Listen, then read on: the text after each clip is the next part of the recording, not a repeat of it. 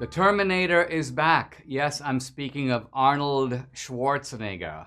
He was back right around the time of the Capitol Hill incursion, and he had some very severe words that involved Nazis. Now, I grew up in Austria. I'm very aware of Kristallnacht, or the Night of Broken Glass. It was a night of rampage against the Jews carried out in 1938 by the Nazi equivalent of the Proud Boys. Wednesday was the day of broken glass right here in the United States. The broken glass was in the windows of the United States Capitol. But the mob did not just shatter the windows of the Capitol, they shattered the ideals we took for granted.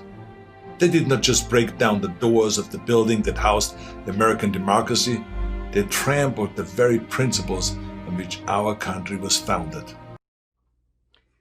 What is up with this guy? First of all, the whole analogy that he makes is downright preposterous. Kristallnacht was a campaign by a party in power, the Nazi Party, to go after a vulnerable group, namely the Jews. So let's start with that. The Capitol Hill incursion was the opposite. It was a group of people who are powerless. These are people who came from all over the place. They were just frustrated and super mad that their concerns were being paid attention to by nobody. And so they were like, let's go talk to the people in power. This was not a case of the powerful picking on the powerless, but the real power in this case belonged to the people in the US Congress. They're the ones who had all the protection. They're the ones who had all the guns. Maybe their protection failed, but it didn't fail so much that they couldn't point a gun and shoot at one woman through the neck, killing her, unarmed she was. So where's the analogy to Kristallnacht? Not to mention, where's the follow-up? The Nazis ultimately conducted an ongoing campaign of ultimately turning the Jews into non-persons and then sending them off to the gas chambers. So the analogy just breaks down at point one. It's absurd. It's ridiculous. But it's really strange coming from Arnold Schwarzenegger. Why? Because dimly in my mind, I remembered something and it caused me to go search. And here I have in my hand an article from the New York Times, October 3, 2003. And I'm going to hold it up. It's when Arnold was running for governor. It basically talks about the fact that Arnold Schwarzenegger was an admirer of Adolf Hitler. Boom. Now we know, and this has been widely reported, that Arnold's father was a member of the Nazi Party. But what was not known beforehand was what Schwarzenegger himself thought about Hitler.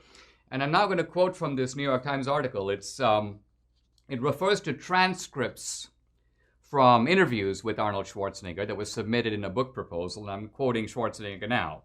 He goes, "I admired Hitler, for instance, because he came from being a little man with almost no formal education up to power.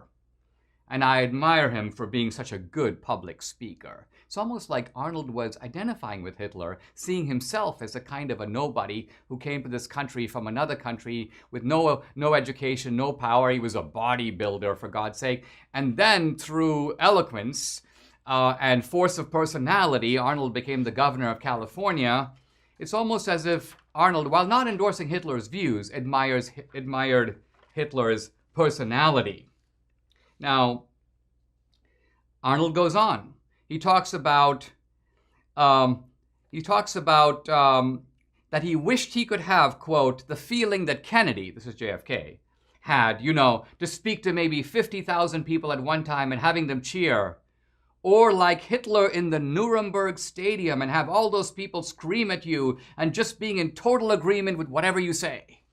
This is Arnold Schwarzenegger. Now, of course, he denied those remarks. He said, I don't remember having said that. He didn't say he didn't say them. He said he didn't remember saying them.